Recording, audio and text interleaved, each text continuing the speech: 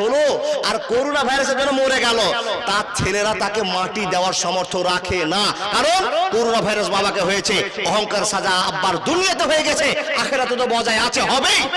বাপ মরে গিয়েছে, কেউ হাত দেয় না, 3 দিন পড়ে আছে, 4 দিন পড়ে আছে, স্ত্রীকে খবর দেওয়া হলো, ছেলেদেরকে খবর দেওয়া হলো, আরে বাবা তোমার বাপ যে মরে গিয়েছে তোমরা মাটি দিচ্ছ না কেন?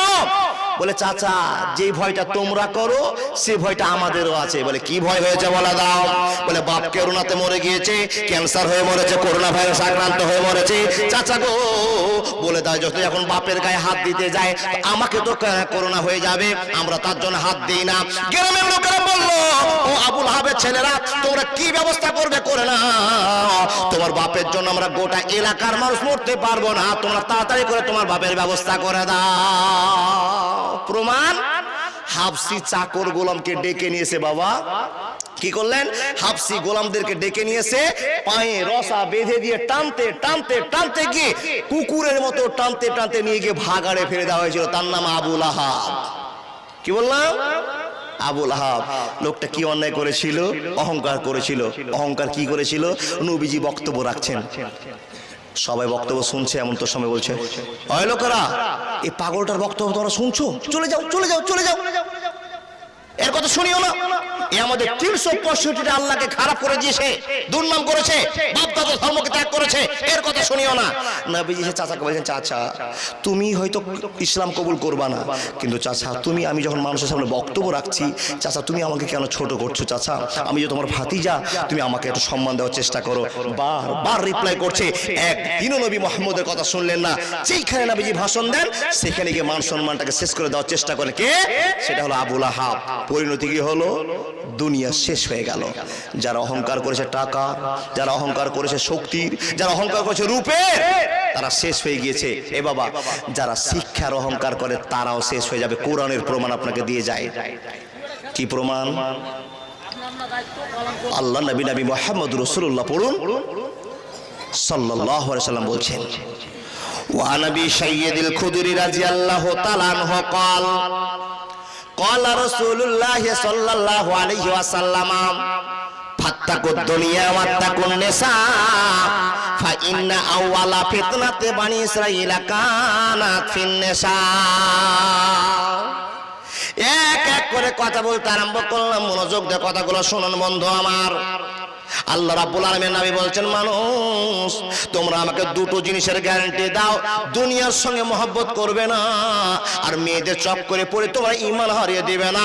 এই দুটোর গ্যারান্টি যদি তোমরা দিতে পারো, আমি নবী মুহাম্মদুর রাসূলুল্লাহ সাল্লাল্লাহু আলাইহি ওয়াসাল্লাম বলছেন আমি তোমার গোটা বডির জিম্মাদার হয়ে গেলাম, তুমি কোনোদিন জাহান্নামে যাবে না, যাবে না, যাবে না।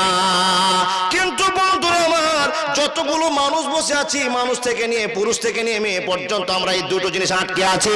হয় মেয়ের চক্করে আমরা পড়বো, আর মেয়েরা আমাদের চক্করে পড়বে বন্ধুরে। আর দুনিয়ার ভালোবাসাকে নিয়ে আমরা পাগল হয়ে পড়েছি, শুধু দুনিয়া দুনিয়া দুনিয়া দুনিয়া করে পাগল হয়েছি। নবী মুহাম্মদ বলছেন ফাত্তাকুদ দুনিয়া ওয়াত্তাকুন নিসা, তোমরা দুনিয়াকে যদি পাগল হয়ে যাও আখিরাত তোমার হারিয়ে যাবে, মেয়েদেরকে যদি নিয়ে পাগল হয়ে যাও আখিরাতে ফল পাবে না। তাই নবী মুহাম্মদ রাসূলুল্লাহ সাল্লাল্লাহু আলাইহি ওয়াসাল্লাম বলছেন ঈমানদার লোক খবরদার দুনিয়ার মেয়েদের কাছ থেকে তোমাদের বাঁচতে হবে, এদের এটা আছে দুনিয়াতে চলিও না। এবার কোরআনের গল্প শোনাতে আরম্ভ করলাম। ব্রেন নিয়ে গল্প। ব্রেন কিসের অহংকার? এলেমের অহংকার। গ্রামে যদি একটা সাদা বাটা ইমাম সাহেব থাকে মসজিদে, যারা শিক্ষিত লোক আছে তাকে পাত্তা দেয় না। ইমাম সাহেব পাগল মানুষ। কি বলেন? ইমাম সাহেব পাগল মানুষ। মসজিদের মক্তবে পড়াতে জ্ঞান বেশি নেই, সাধারণ ভাবে উড়িয়ে দেয়। যারা বেশি শিক্ষিত হয় তাদের সাজাটা কি হলো?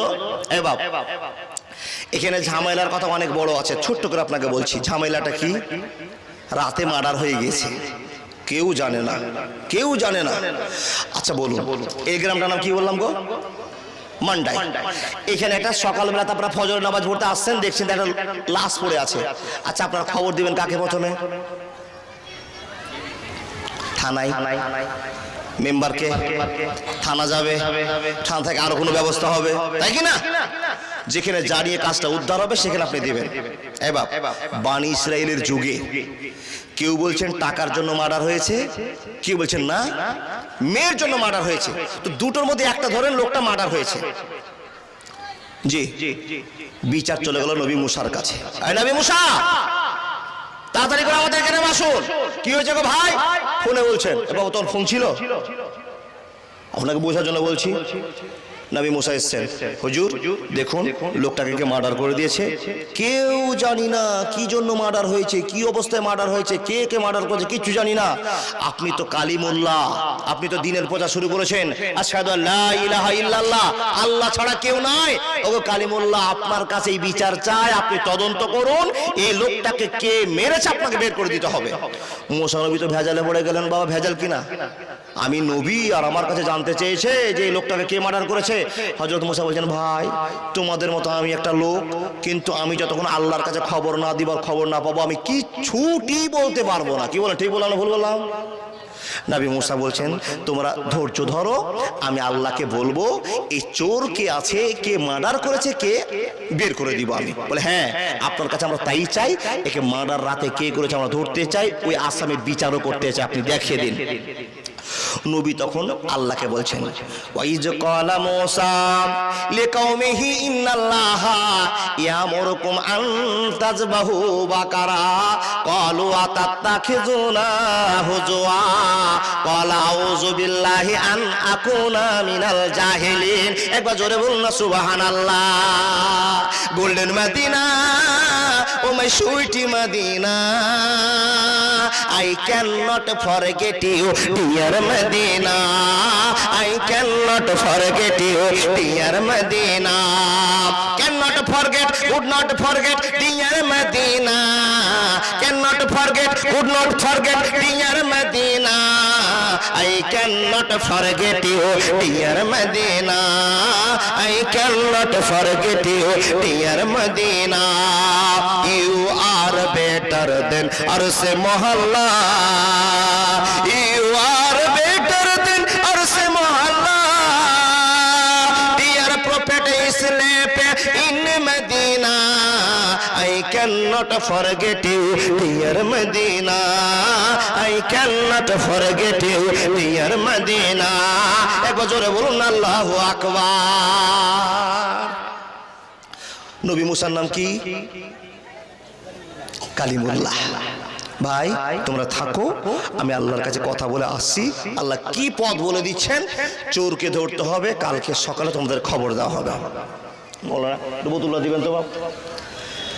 জি এবার পানি খেলে অসুবিধা, খাবো পানি একটু। প্রত্যেক দিন অক্টোবরের 15 তারিখে শুরু হয়েছে, গত রাত্রে বাড়িতে থেকেছি, আর মাঝে 4 তারিখে একবার বাড়িতে থেকেছি। এবার আর থাকার জায়গা নেই, সামনে 23 তারিখে যদি আল্লাহ বাড়ি নিয়ে যেত, বাড়ি থেকে থাকবে এক রাত। এখন জানি না বউ থাকবে না যাবে। আপনারা থাকবেন কতক্ষণ?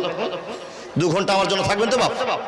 এই আল্লাহর বান্দা, মনে মনে গেছে নেন আজকে একটা ওয়াজ শুনবো, আমলে ফিটিং করবো, সারা রাত যদি আপনাকে কোরআন হাদিসে পুঁতে দিই আর আপনি যদি না মানেন কিচ্ছুটি লাভ নেই। কি বলেন, ঠিক বললাম না? শোনার পরে যদি সকালবেলায় গবেষণা না করেন, আমল না করেন, জালসা করাও লস, শোনাও লস, বলাও লস। মাওলানা জি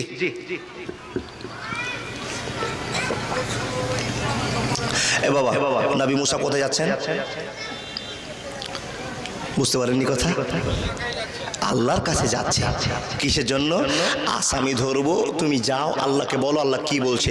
তখন আল্লাহর কাছে নবী মুসা বলছেন, ওয়াইজ ক্বালা মূসা লিকাওমিহি ইন্নাল্লাহা ইয়ামুরুকুম আন তাযবাহু বাকারা ক্বালু আতাত্তাখিযুনা হুজুয়া ক্বালা আউযু বিল্লাহি আন আকুনা মিনাল জাহিলিন। একবার জোরে বলুন না সুবহানাল্লাহ। বিশ্ব নবী নয়, হযরত মুসা বলছেন, আল্লাহ আমাদের মনটাই গ্রামে মাথা খারাপ হয়ে গিয়েছে, একটা মানুষ মার্ডার হয়ে গিয়েছে রব্বুল আলামিন, আর গোটা এলাকাবাসী আমাকে নবী বলে মেনে নিয়েছে। ও আল্লাহ, তাদের কাছে তো আমি একজন শিক্ষিত মানুষ আর ভালো লোকের ব্যবহার দেখিয়েছি, আমি তোমার কাছে খবর জানতে এসেছি। আল্লাহ বলে দাও, এই লোকটার আসামিটা কেমন করে ধরতে হবে, চোরটাকে কেমন করে বের করতে হবে। আল্লাহ তুমি আমাকে বলে দাও, কালকে সকালে বলতে হবে।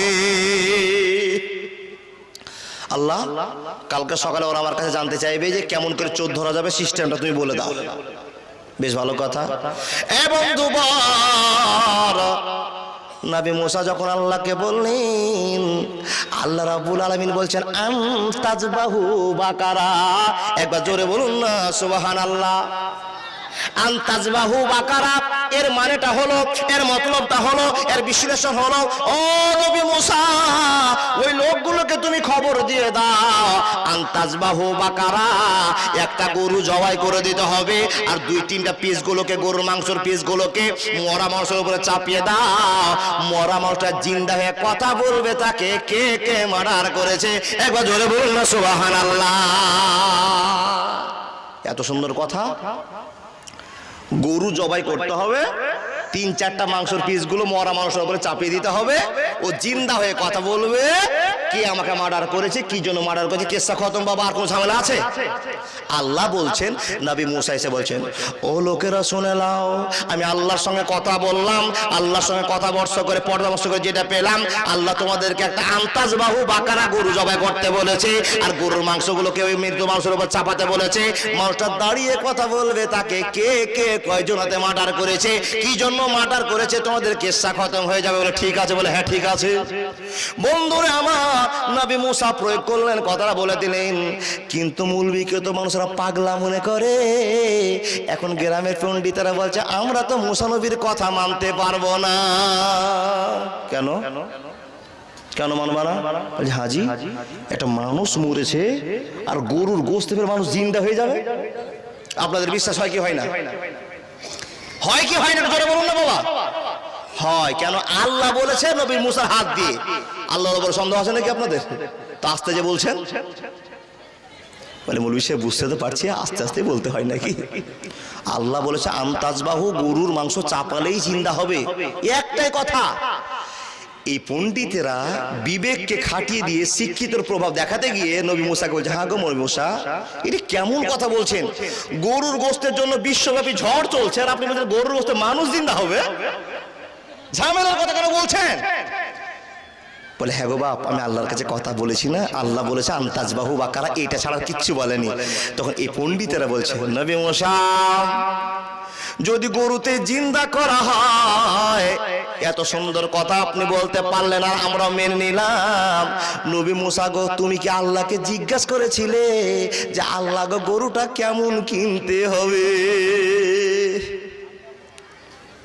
ও নবী মুসা যদি কুরবানি গরু কিনতে যাই, ভাঙা সিং চলবে না, কানা চলবে না, ন্যাংরা চলবে না, চামুঠা চলবে না, চকচকিয়া কুরবানি দিলে আল্লাহ গ্রহণ করবে। আর একটা মানুষ জিন্দা করার জন্য তোমার কাছে কোনো গল্প করেনি, তুমি বলতে পারবা না।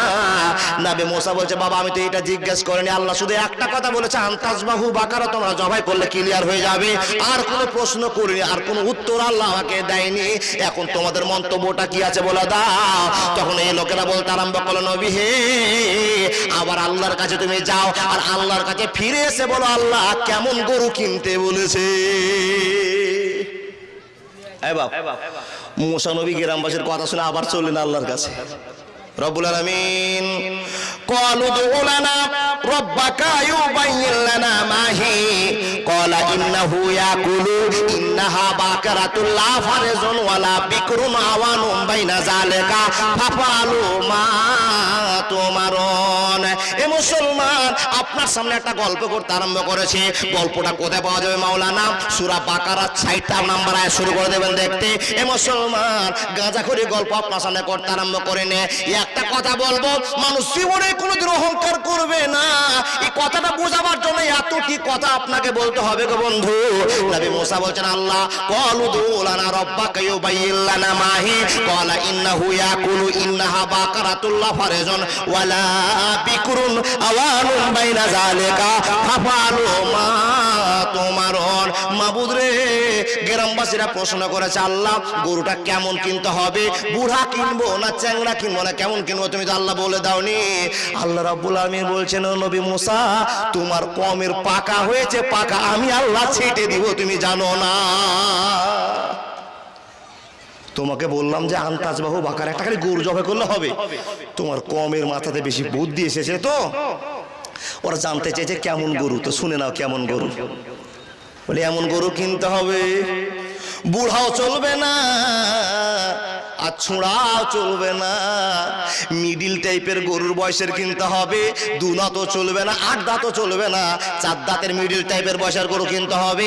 এ নবী মুসা, আর একটা কথা তোমার কমকে বলে দিবা, যে গরুটা তারা কিনবে ওই গরুটা যেন কোনোদিন কারো জমিতে হাল না বেয়ে থাকে, কাউকে পানি ডোলাই করে না খাইয়ে থাকে, এমন একটা নিখুঁত গরু কিনতে হবে, তাহলে মানুষটা জিন্দা হবে।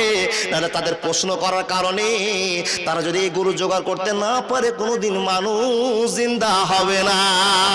ভেজাল লেগে গেল বাপ। নবী মুসা এসে বলছেন, ওই লোকেরা, এই বাপুরা শোনো, তোমাদেরকে বললাম আনতাজবাহু বাকারা, একটা গরু জবাই করার কেসা খতম হয়ে যাক, তোমরা উল্টা পাল্টা প্রশ্ন শুরু করেছো, মুলবিকে খ্যাপা মনে করেছো। আমি তো জাহিলদের সঙ্গে থাকি না, জাহিল মানে মূর্খদের সঙ্গে আমার সম্পর্ক নেই। আল্লাহ বলে দিয়েছে মূর্খদের সঙ্গে থাকা চলবে না। আর তোমরা যে প্রশ্ন শুরু করেছো, মূর্খামি শুরু করেছো। আল্লাহর মায়ের, বড় মায়ের মারটা সহ্য করা মুশকিল হয়ে যাবে।